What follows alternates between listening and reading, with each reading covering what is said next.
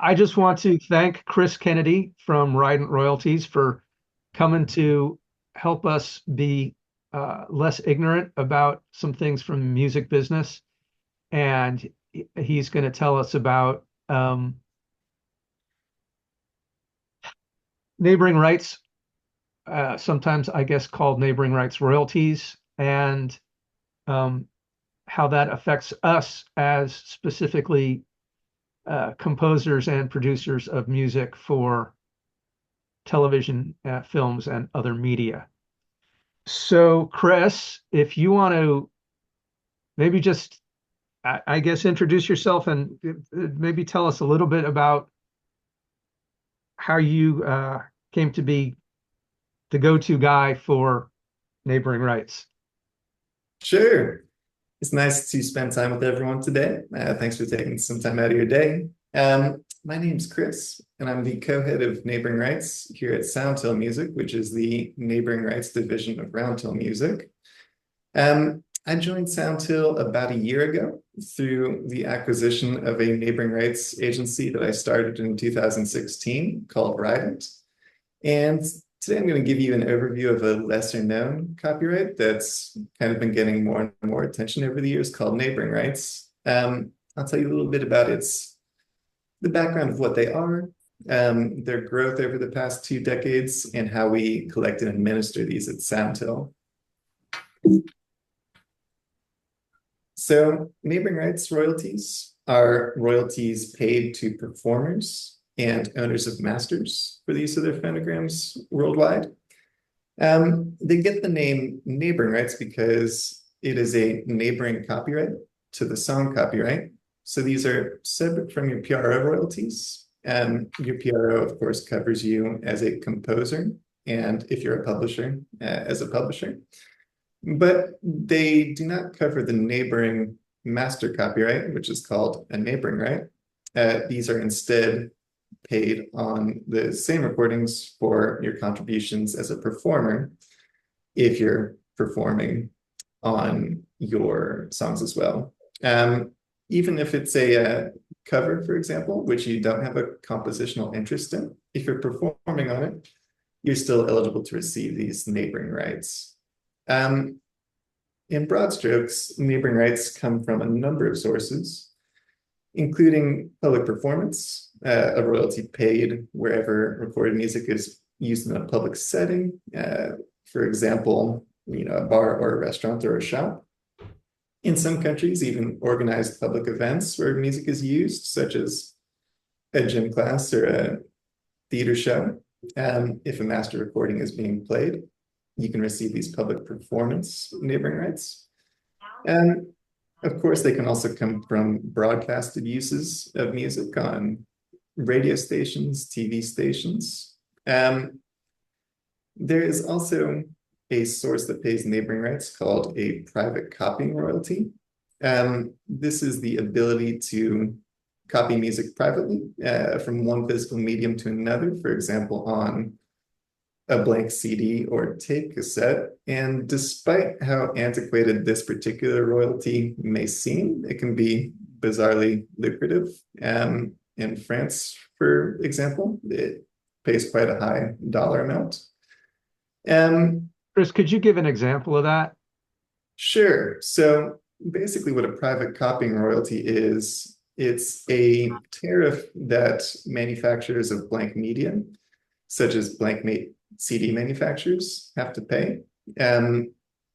It's paid on a percentage of their revenue, essentially to account for the effects that their products can have on copyright infringement. Of course, there's no way for us as rights holders to know if our music is being copied. So many territories have written legislation that if you're making blank media that has the potential to have copyright infringement, you just have to pay a percentage of royalty. And these royalties, can be paid as neighboring rights, and they're typically paid on a pro rata percentage of your market share of broadcast income in a particular territory. Similarly, because we don't know exactly what's being copied. Additionally, along with the private copying levy, there's a home taping and lending levy that's applied in many countries. So, again, although it seems a little antiquated, rental shops that may be, lending uh, media devices that contain sound recordings, they need to pay a percentage of their revenue as well to make sure performers and labels are being compensated. Um, then one of the last sources that pays in to neighboring rights collection societies, also known as collective management organizations, or CMOs for short, include non-interactive online and webcasting services such as Pandora, SiriusXM. We'll get into it a little later, but in the US treats neighboring rights very differently than other countries, and it's really only this non-interactive webcasting that pays in the US. A little later on, we're going to get into how it's treated very differently in other countries and why, as media composers, you're going to be most likely to receive the majority of your neighboring rights from countries other than the US.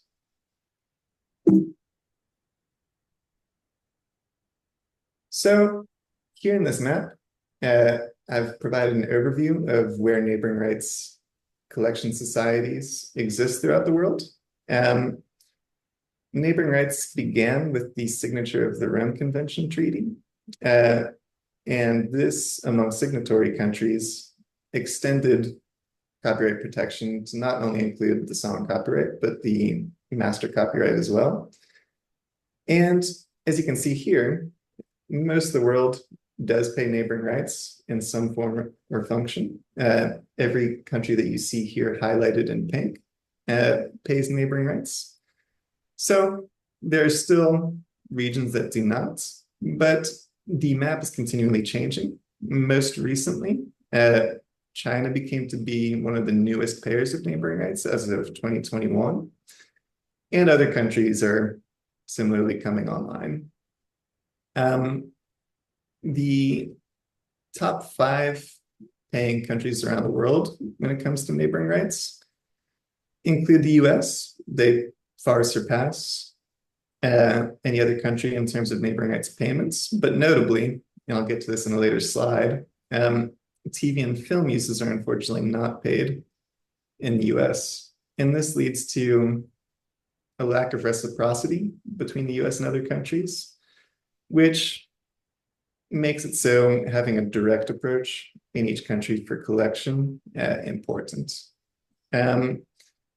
Some countries are incredibly difficult to collect from, and interactions between CMOs can at times be inefficient. So even if, in theory, you're a member of a neighboring rights CMO for worldwide collection, that CMO could be lacking agreements with some of these other countries listed in pink. Chris, could I ask you to just jump back where you said the US does not pay for TV and film? Does that also exclude, for example, TV shows that are streaming? Yes. So perhaps it makes sense to go back one slide in this case. One moment. So when we're looking at the services that pay neighboring rights, the most significant ones for media composers are going to include this broadcast use of recorded music across TV and radio. By and large, the biggest payers are typically traditional broadcasts, cable retransmission. In the US, online non-interactive webcasting for audio sources is eligible. But unfortunately, in the US, it's only audio. So video on demand is largely not qualifying. There are countries where video on demand does qualify, but they're fairly limited. And for the moment, the big payers are going to be cable retransmission and traditional broadcasts. Okay. So here again, we have the overall territorial map of where neighboring rights can be paid. And with the US as an exception, each of these countries is at least going to pay on terrestrial radio. However, the countries that have tariffs obligating TV and film users to pay are unfortunately more limited.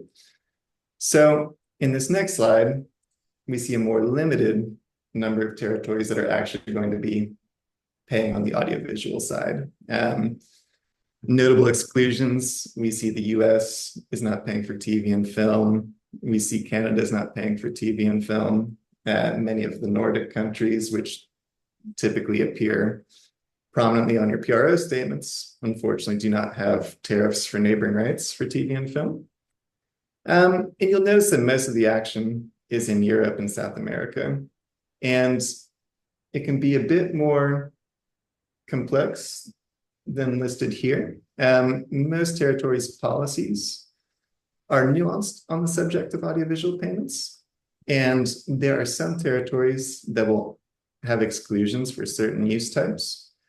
For example, many territories, but not all, require some form of commercial release to be present for it to have neighboring rights protections. So if there is a score, for example, that you've done music on, that type of music may be eligible in Brazil, but maybe not eligible in Poland, for example. In the UK, they have policies against production music due to the way that production music is licensed in that territory. So when Soundtel goes to collect neighboring rights on performers' behalves, rather than going to a single point of collection, for example, a CMO in Germany, and assigning them a worldwide mandate, we find it really important to instead go to each territory that will pay directly, assign a regional mandate of that territory, and that way we're able to more effectively meet the claiming policies in each territory and make sure we're able to collect on the full scope of usage. And this way we're not held to any one particular territory's policies or their bilateral agreements. Could you By give an example of one of those territories? Sure, for example, Canada as recently as 2021, they may have changed since then, but I don't think so. Canada at one point had an agreement between their CMOs to collect in Germany, but the agreement excluded audiovisual sources, kind of based on the principle of reciprocity. Since Canada does not have a audiovisual tariff for neighboring rights, their agreement at the time wasn't written to include those uses in Germany, even though if you were a media composer who was performing their own music in Canada, you would be eligible to claim those uses if you were to go to Germany directly. Okay. And here's an overview of how neighboring rights are distributed. In this case, we'll use Germany as an example. The users of music provide their airplay data and their license fee to the Neighboring Rights Collection Society in Germany, a group called GVL. And how the money is split is similar to how your PRO might split it, but of course, different rights holders. So 50% of the payment would go to performers directly. The main performers, performing instruments, get the most of that 50%. But even in the case of session performances, even if you had a strict buyout contract, you have a statutory entitlement to claim a lower percentage of performer royalties. Typically, how the performer share is split is anywhere between 80 to 90%, depending on the country. 80 to 90% of performer royalties go to the principal artist on the track, with the 10 and 20% remaining to be claimed by any session players. And for better or for worse, the splits for neighboring rights are a lot more simple and less variable than writer splits. Typically, a statutory split is mandatory. So if it's a 5-person band, for example, it's an equal 20% split to each member. There are very few countries that would even permit an alternative split. So, For better or for worse, it's a bit simpler. Um, then the remaining 50% of payments go to the owners of the master recordings. Could be a record label, or if you're a self-released artist, you would have that ownership of the masters as well. And as I was alluding to earlier, there are some collection challenges for performers who record the most of their music for TV and film. Um, Traditionally, the most common collection approach for a media composer would be, of course, to join a writer's PRO in their country, and then to join an equivalent neighboring rights collection society for their shares as a performer. But if you're based in a country that does not have domestic neighboring rights protection for your music used in TV and film, or if it has exclusions for certain music types, for example, I was mentioning some countries have the requirement of a commercial release or have exclusions for production music. If any of these types of situations apply, the CMO based in your own country might not actually be your best collection option. The reason being, most CMOs, they develop their distribution engines, client portals, and claiming operations based on the claiming criteria in their own company, or their own country.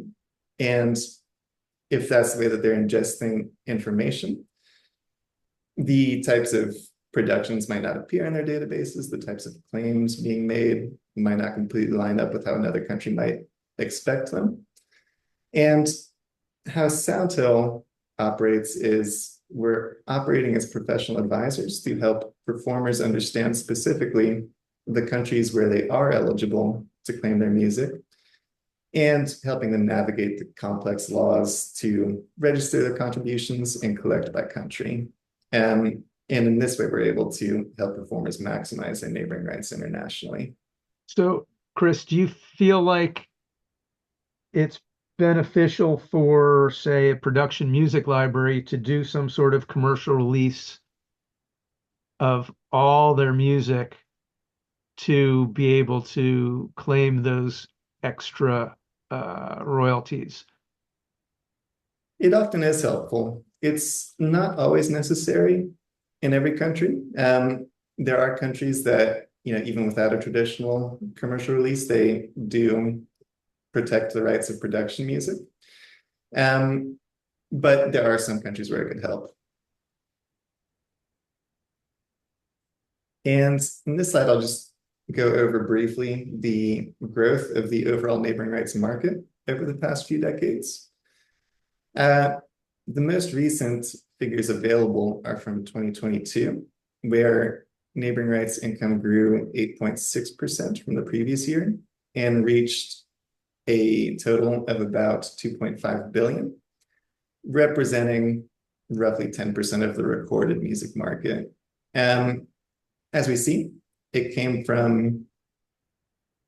grew pretty drastically since 2002.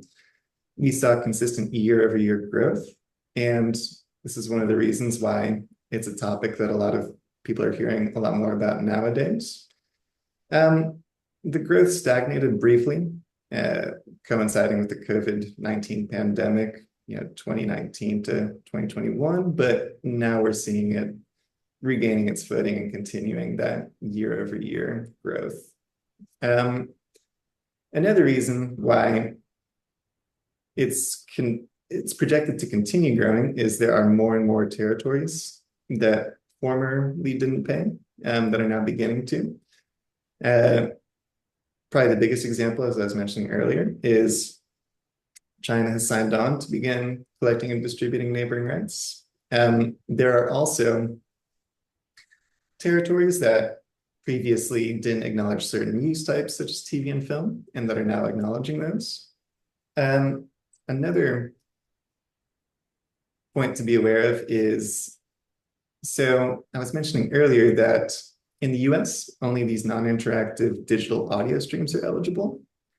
And for a long time, neighboring rights wasn't that widely discussed in the US because US performers and owners of master recordings were largely ineligible to collect in other countries due to this lack in reciprocity. But the laws are consistently changing, most often in favor of US creators, and more territories over time are beginning to pay on US recordings.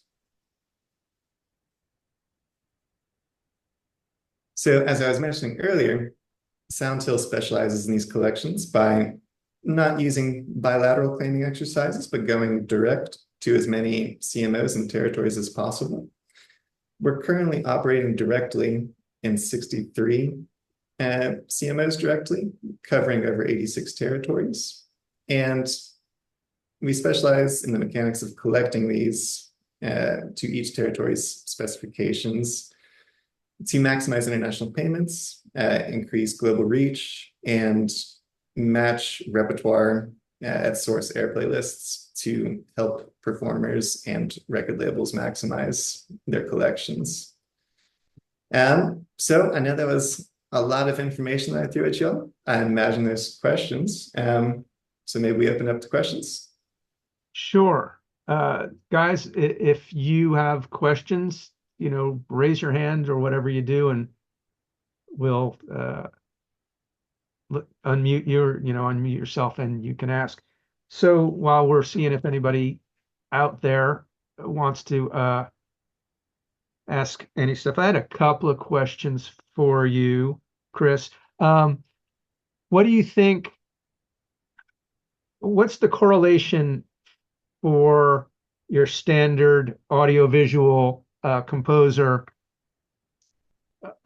between what they get from their PRO and what they might get from neighboring rights? For example, if a guy is making $100,000 a year, say internationally from BMI, what might he reasonably expect to find for neighboring rights? Yeah, it's always a popular question. And regrettably, it's a little difficult to answer. The reason being, the royalty rates and how they compare to PRO rates for neighboring rights is a little different from country to country, as is the collection eligibility criteria. So, as I was mentioning, there are some territories that will not pay on US recordings, but if it's a qualifying territory, for example, US musicians and libraries and labels can collect in Germany. That rate is around 14% of what they would expect to see from their PRO. However, the types of uses that qualify for neighboring rights and the types of uses that qualify through remuneration to your PRO, it's not exactly one-to-one comparison. It's mainly these traditional broadcasts and cable retransmission that are going to be synonymous between the two. But then there's the addition of that private copying royalty, which would be something outside of what your PRO pays. All that to say, it's hard, very hard to predict on a simple Yeah, percentage. I guess, when I personally would be talking to somebody that's not really familiar with neighboring rights, and just as a right off the bat question, they want to know, is it like 1%, half a percent, 10%, maybe, what to expect. But okay, so it's tricky. Um, Mike, Unfortunately, that being said, we do have access to source airplay lists of qualifying broadcasts that are collectible in the country. So yeah, I'd encourage anyone to get in touch. We might not know exactly what each of those broadcasts is worth before making the collection efforts, but we can always kind of give you a sense if we think it'd be worth your time to engage. Um, yeah, I guess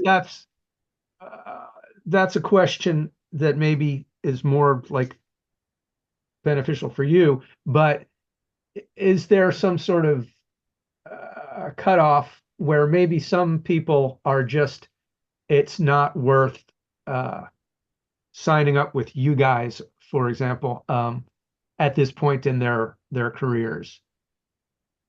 yes, and that's definitely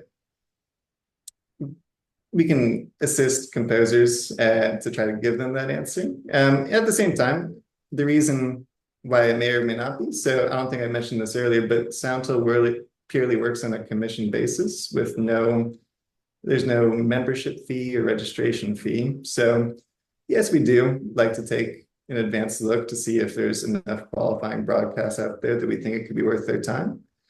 And even if it's not, we do think that whether it's a few dollars or a few $1,000s, everyone deserves to get paid what they're owed. So we can, of course, also point people uh, in the direction of some resources that could be useful to them, even if we can't help. For sure. Great. So Mike Casey has raised his hand. Mike, would you unmute yourself and tell us what you'd like to know? Sure. Jono and Chris, thank you for doing this and for having me. It's really helpful to hear more about this. I'm just curious if there's sort of generally, well, this is sort of a two-sided question. Beyond for sync, does Roundhill, Soundhill, focus on neighboring rights for radio play and in-store? And sort of just curious if that's part of it or if you're really, really focused on sync. And then the other side is like, is there sort of a general ballpark threshold for someone becoming a client out of curiosity for that? Sure. So to the first part of your question, yes, we absolutely take on clients outside of just the TV and film realm. Um, we do take a particular passion for the TV and film side because I think there's a lot of holes in the market at present that Mm. leads the audiovisual portion of neighboring rights to go uncollected at a higher rate. But absolutely, yeah, we take on clients that primarily have uses in radio, traditional broadcast, public performance, things of that nature.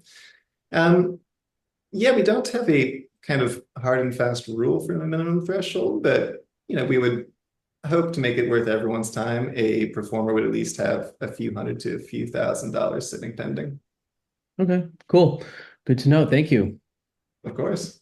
So, Brett, seems like you want to ask a question. So just unmute yourself and ask. Okay, yeah, thanks. I can't figure out how to raise my hand. There's no, there's nothing, no icon here. You should have learned that in kindergarten. It should be here, but I mean, I could do it this way. What? A simple question, well, simple question, hard answer. The U.S., will there be any change in policy in the near future? Is there anyone sort of advocating for the musicians to be part of the neighboring rights sphere as far as uh, publishing goes, as far as the music on TV and airplay? So it's kind of a two-part answer. So yes and no. The advocacy has been primarily led by the U.S. Neighboring Rights CMO, a group called Sound Exchange. And they've been lobbying to try to get AM and FM to begin paying. The US is one of the few countries where performers don't get an equivalent neighboring right for being used on AM and FM. And they've been advocating pretty hard since 2017 or so. And there's been not really any movement. So not for lack of trying, but then the second part of the answer is regrettably, the scope of their advocacy has not really been on TV and film at all, unfortunately. So it could be quite a while, I believe. Thanks. I have another question. I think Tim maybe has a question. Oh, Hi there. Tim. Hey I'm guys. late. I'm Thanks, late. Jono. This will be quick. So, Chris and Jono, thanks so much. Kenton, everybody. My question is, Chris, when you're assessing someone's catalog to see if they might have money out in the world to be collected, how are you assessing that? Are you looking at their ASCAP BMI statements to see that where stuff is happening and has been used, or what's your assessment process? Sure. So we're primarily scanning international airplay lists. Um, Typically, in each country that we're working in, not all, but most, one of the nice things about representing a large degree of clients is they don't necessarily want us to be sending millions and millions of track claims every single day. They prefer to just send us the full airplay list of eligible recordings in their territory. And so using this, we can get a sense of how many broadcasts that are eligible for claiming a writer might have. And typically they don't provide us with dollars associated to each broadcast because they have privacy concerns about that. But, we just kind of have a general sense if there's hundreds of broadcasts, this is going to be worth something for the performers. When you say broadcast, you're saying radio and TV film were things like. Correct.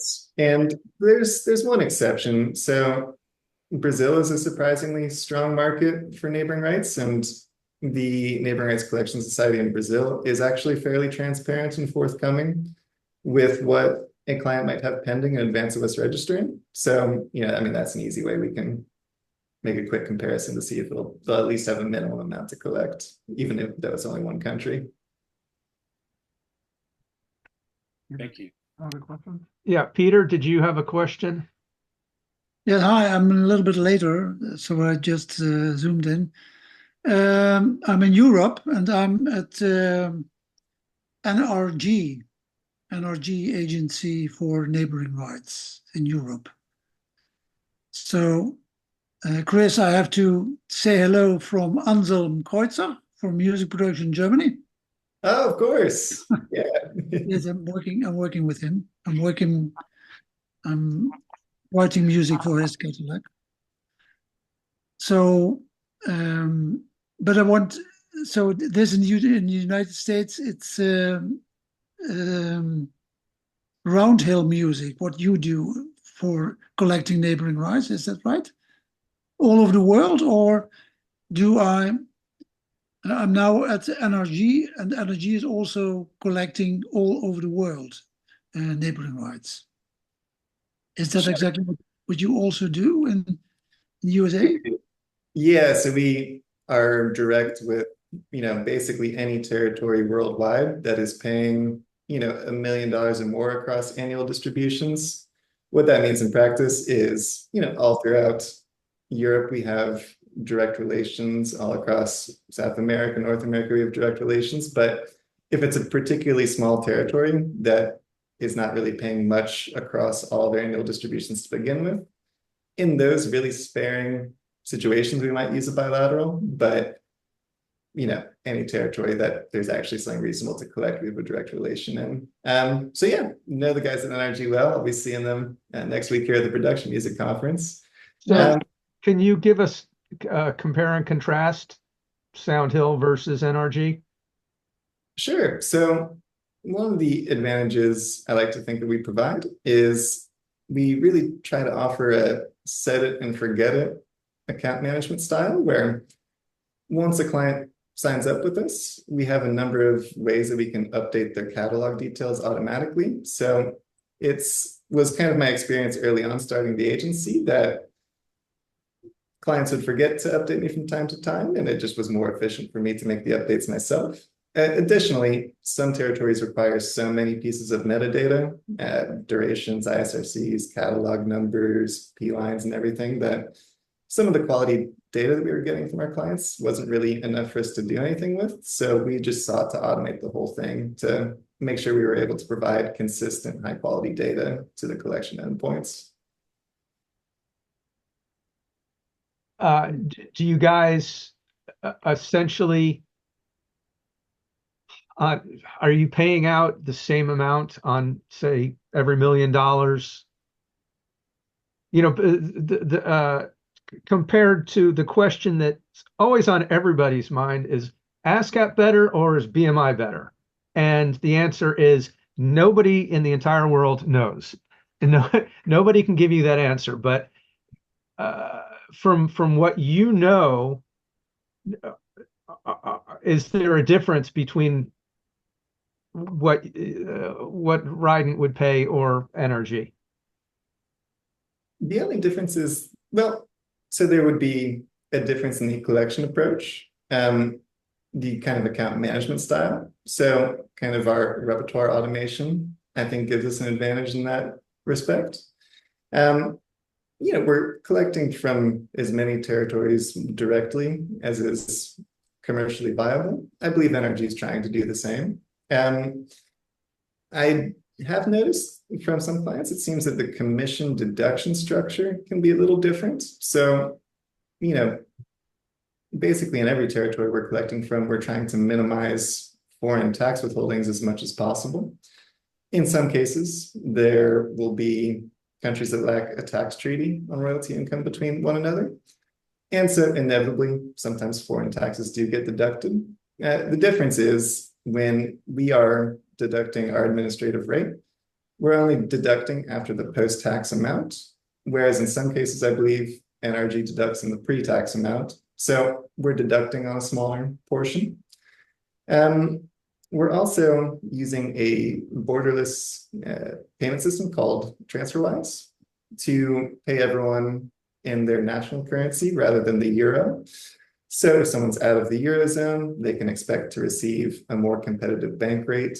But of course, if you are in Germany, as Peter is, it may be helpful for you to have a representative that is in your same time zone. Those are all great points.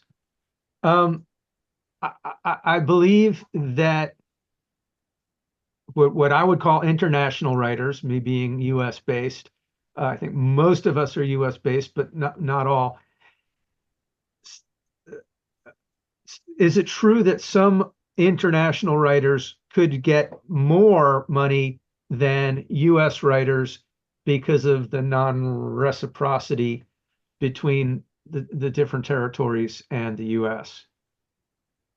Yes, it is possible. There are essentially a few ways that a territory might deem a track eligible or ineligible for neighboring rights protection. Some countries, it's on the basis of citizenship, where someone based in Germany, a territory that does pay a more full neighboring right than the US.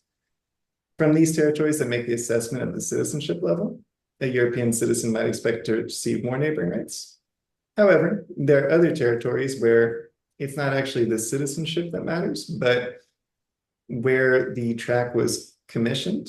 So if you're an American who recorded under a German library or label, there's many countries that you can collect from on those particular tracks, but your US catalog, if you're a library musician and you've recorded some on German labels, some on US labels, you might expect to receive more internationally from your German catalog, just due to some territories making the assessment at the track level.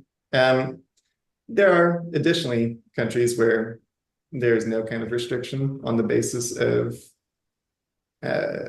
master commissioning nor citizenship. Then on the counter side, if you're a German citizen or a European citizen who's recorded under US libraries, even though you're not a US citizen, those US release tracks would be subject to some of the same exclusions that an American recording under a similar label might be. Good. Just for clarity, can you tell us what is the difference between Rident and Sound Exchange?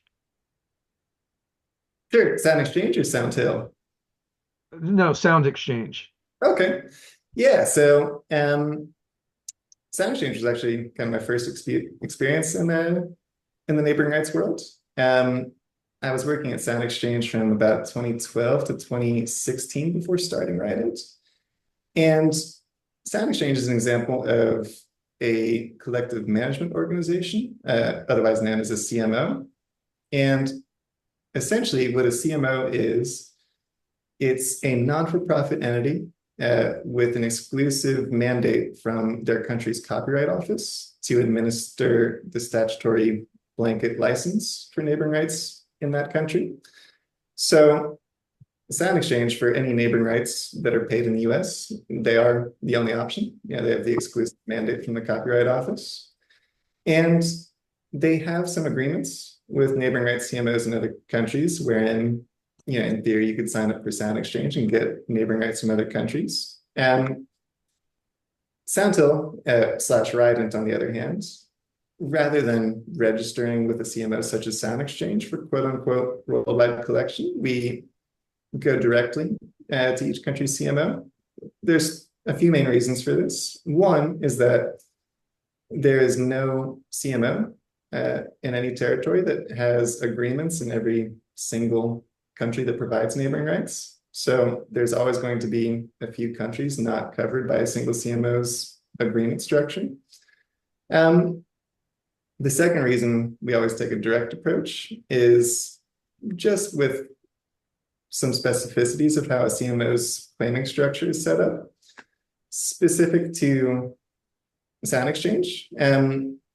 Their distribution engine is kind of set up to, it's very efficient for the types of rights that are eligible within the US, but in order for a recording to be ingested into their database, it needs to at least have an ISRC for the performer to begin claiming. And of course, if it's a film score or a theme, it might not be commercially released, it might not have an ISRC. And this can lead to challenges when collecting in other territories. Okay. John Judge, you have a question? Ask away. Hey guys, how you doing? Good, John. Nice to meet you, Chris and Jono. Hey, so I'm trying to assess at this point whether I'm the right guy to go and seek Chris's services. And so what I have out in the world is mostly production music, and it's a good split between non-exclusive and exclusive. And I'm just trying to assess, and we're talking hundreds on each side. So I'm trying to assess, is that something that is worth seeking out your help and engaging you? Sure. Yeah. So best first step would be for me to take a scan. I can leave a note to do that after our Zoom session. I'll also just drop my email here in the chat for anyone else who's interested in me having to take a scan for them.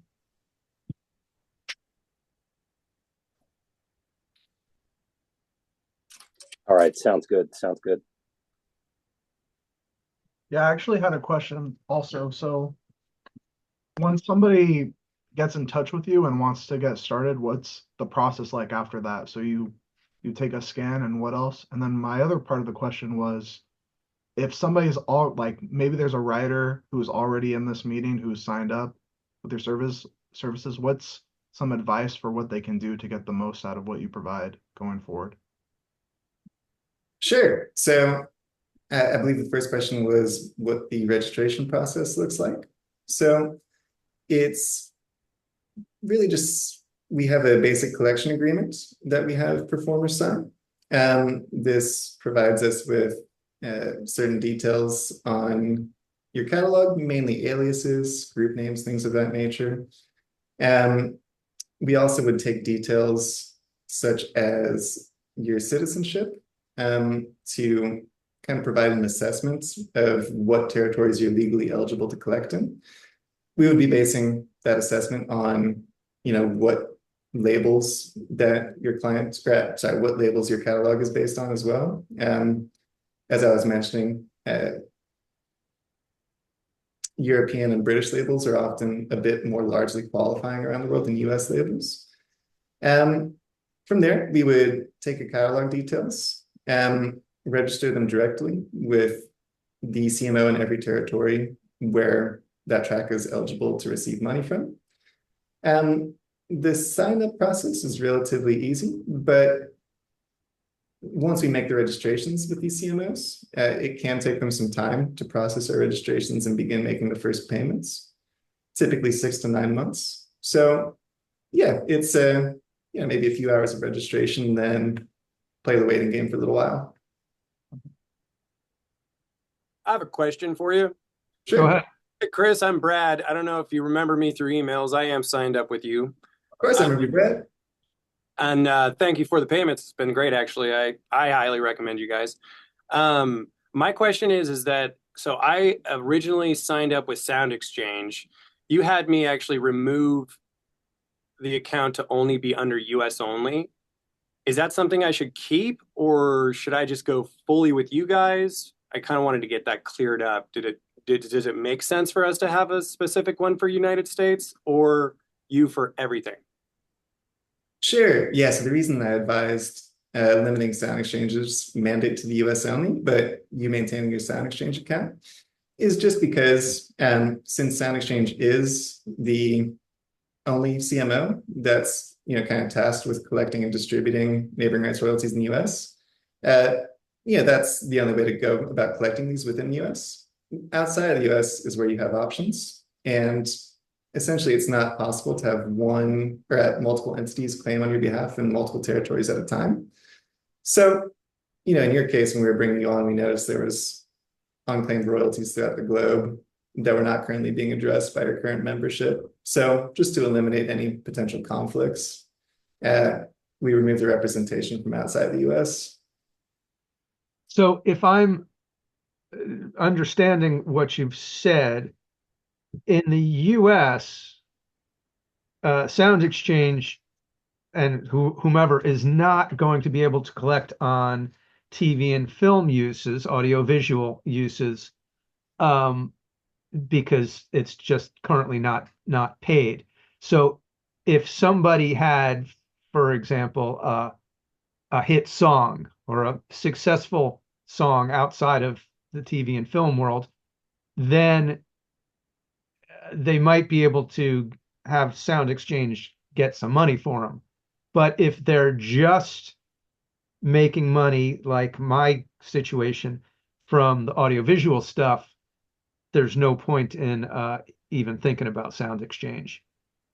Am I close?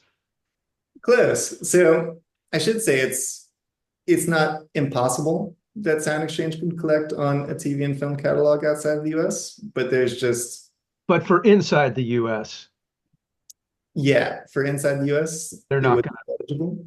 And even outside the US, I mean, there are just some of the challenges I was mentioning earlier. Databases not lining up, agreements that are lacking between some territories. Right. Peter, did you have a follow-up question? Yeah, I wrote something in the chat. Maybe you see it. I told at the NRG in Europe, but I'm also in Germany. First, I was at the GVL, that's a German neighboring rights organization. So, what is better? NRG told me you can exclude Germany. So Germany and GVL will only collect from Germany, the money from Germany. But the other countries is collecting NRG. So I'm now hesitating about do all the stuff at NRG, because I think GVL is not so good in collecting the the production music neighboring rights. Yeah, it's a You know what I want to say, or do you ask? I understand. Yeah. Yes, I think that's That's maybe the same in the USA, like you do, and Sound. I don't know exactly what Sound Exchange does. So because sure. I'm not in the US, I'm in Europe here. Sure. So you could consider Sound Exchange as sort of GVL's US equivalent. Yeah. And I mentioned sort of the challenges with collecting internationally at Sound Exchange, only because so much of the audience today is US, but the same challenges really apply to the CMO in any country. So although GVL in Germany does pay on TV and film uses, in practice, there's still basically every CMO is dealing with thousands upon thousands, in some cases hundreds of thousands of rights owners, and they have to take such an automated approach that frequently leaves money on the table, which is likely what you were experiencing a GVL. So it makes total sense that you would stay with GVL as a German resident and citizen. You probably understand their system quite well, but using an agency such as NRG or Rident to collect outside of that country is a good approach. You about the money from neighboring rights. When I get money from production music from performing rights on television, for example, say it's $100, then you must count that there will also come neighboring rights afterwards on that song. But it's maybe a third from that amount. When I example $100, the neighboring rights will then be $30 for that song. I Something want to like make that. sure I understood the question. So was the question that if you were to receive, $100 from Gemma, you would expect to receive 30% from neighboring rights? Was that the question? Yeah, something like yes, that's the question. Something like that. The neighboring rights are less than the performing rights, of course. Yes, in every territory there'll be less. The magnitude of how much less varies from territory to territory. As are the territories you would expect to receive income from. So, for example, Canada, as an example, doesn't have a tariff on neighboring rights for TV and film. So even if you received $100 in Canada from your PRO, you might not receive anything from neighboring rights if it was all TV and film uses. Okay. So Australia also not? Or Correct. has Australia neighboring rights or not? No. Correct. Australia is another country that will pay on radio, but not for TV and film. No. Okay. Eduardo, you got a question? Yes, I do. Hey, Jono, how are you doing? Good to see you. Good. Hey, Chris, thank you so much for having us here. Have a few questions. So basically, I've been a session musician throughout my career up until now, and now I've started producing a little bit more. My question is basically, I've been on many recordings. I've been living in LA for a bunch of time, and then, but I'm also an Italian citizen, so I'm a dual citizen at this point. I'm in Italy at this moment, but I've been kind of going back and forth.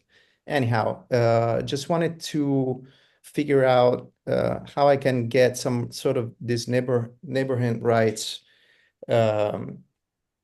just through being a session musician in my case. Is that like, how can I go about that? Great question.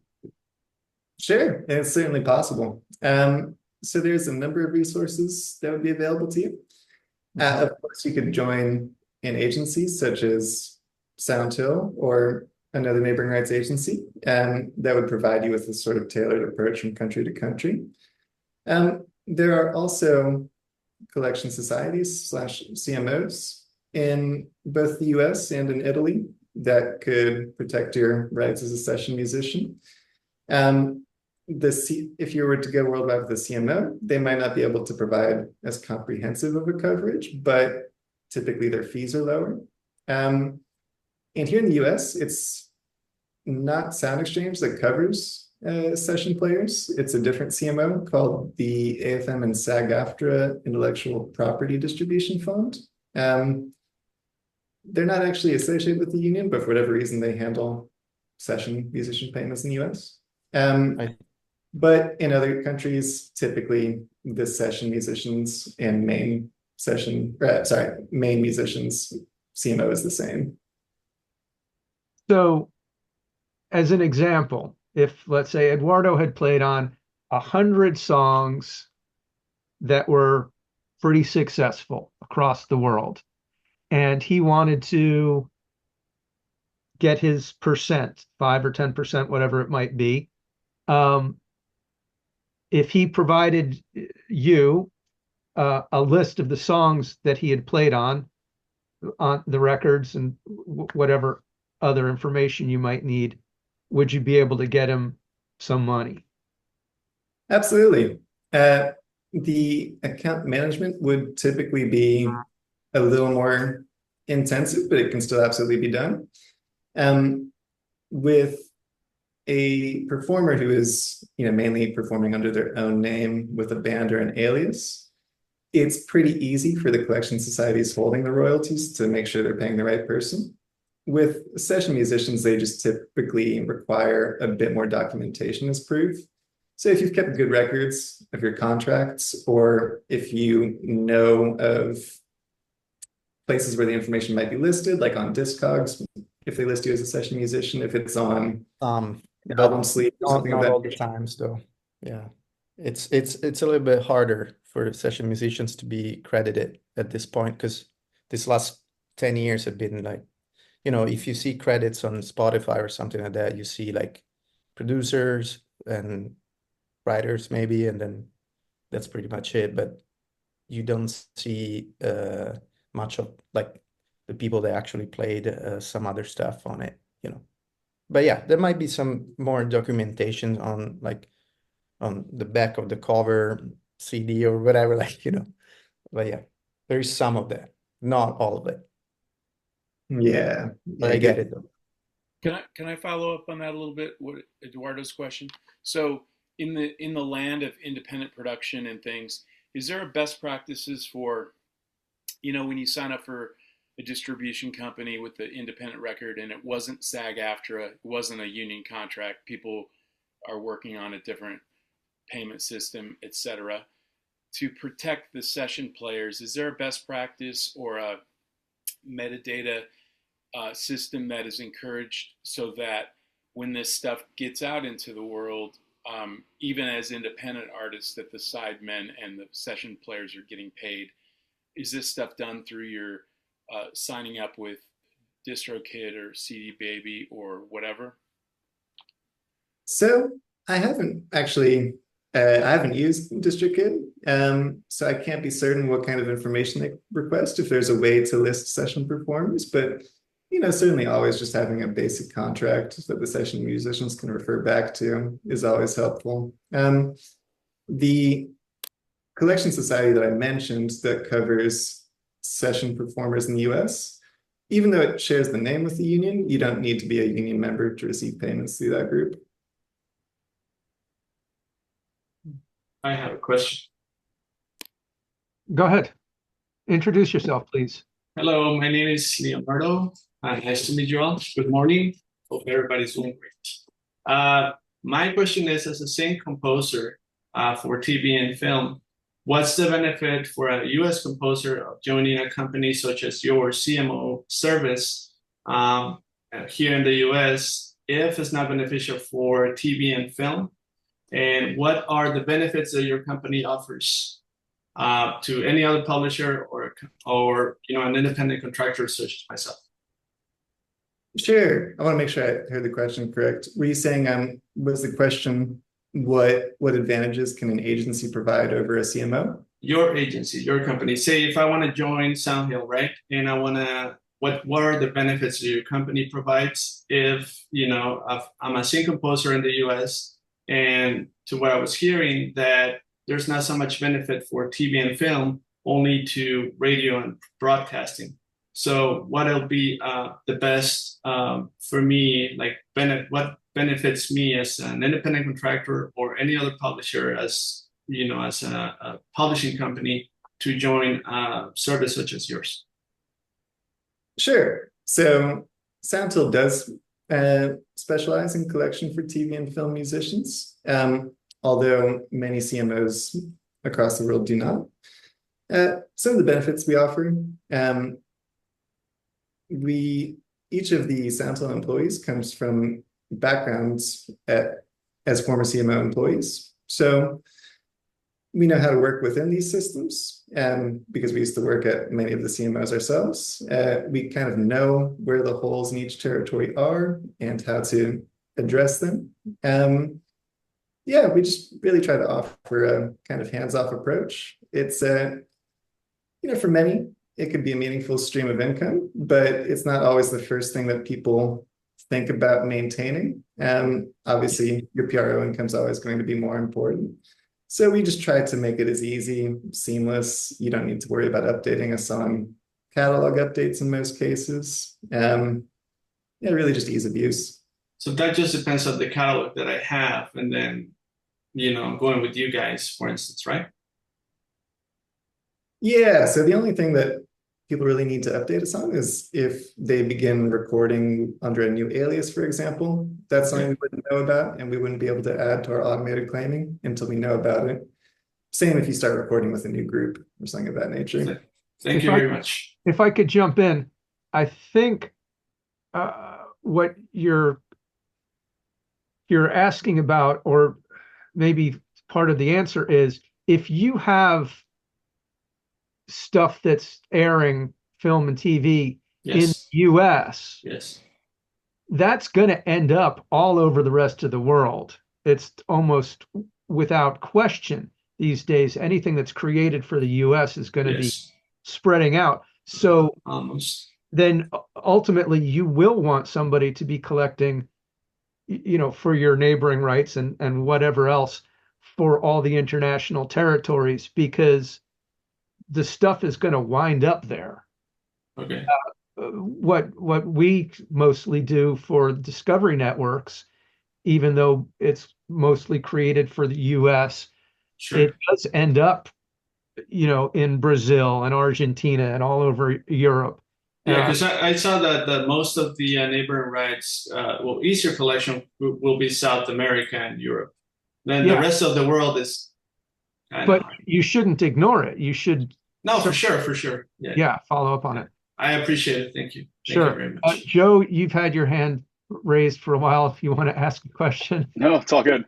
I was wondering if we're not quite ready to sign up with something like Soundhill and we do in the future, does it work retroactively? Is there any sort of because I've got a few international albums out now, and then I work with Sick Muse music quite a bit. So, Chris, how far back does it go? How far, in general, can you reach back in the past? Yes, a retroactive collection is absolutely possible. The window changes slightly from territory to territory, but 3 to 5 years is most common. Killer. Thanks. All right. Anybody else? Other questions or comments, snide remarks, anything you want to get in? Sorry, Jono, last one. Sure, Tim. Related to that last one. So, Chris, would you feel better about having representation in Europe as a U.S. composer for TV, film, music, or do you feel like Soundhill would be just, competitive or better? Sure, I do think we would be competitive or better. So I'm based in Austin, Texas, but the rest of my team, one is in Dublin and the other is in Belfast, Northern Ireland. So do have a presence on that side of the pond too. Okay, cool. Thanks. I sent you an email. Appreciate it. Wonderful. Greg Pilo, you have a question. Do you want to jump in? Or do you want me to read this? Well, Craig says, is Rident a one-stop shop, or would someone have to use Sound Exchange for anything? So what I would say is there is no harm in joining Sound Exchange for collection in the US only. Any royalties for neighboring rights paid in the US have to go through Sound Exchange at some point. So as long as you're fine with the administrative part of it, there's no reason why you shouldn't sign up directly there. But yeah, outside of the US is our main specialty, where we just make targeted claims. Great. Well, I'm going to, Brett says, can you collect in the US? So the answer is yeah, but we would only be collecting from Sound Exchange, just to be clear. It's that's where the money would ultimately be coming from within the US. Great. So I'm going to thank you, Chris, so much for your time and for that really organized and well presented presentation. I personally understand a lot more about neighboring rights than I used to. So thanks for your time, Chris, and thanks, guys, for joining us. Thank you. And we'll see if we want to do another one of these in the future with somebody else who can help us with a little other facet of the music business. Yeah, thanks everyone for joining. If any of you are attending the Production Music Conference in LA next week, come and find me and say hello. Great. All right. Well, thanks everybody. We'll say bye-bye for now. Thank you.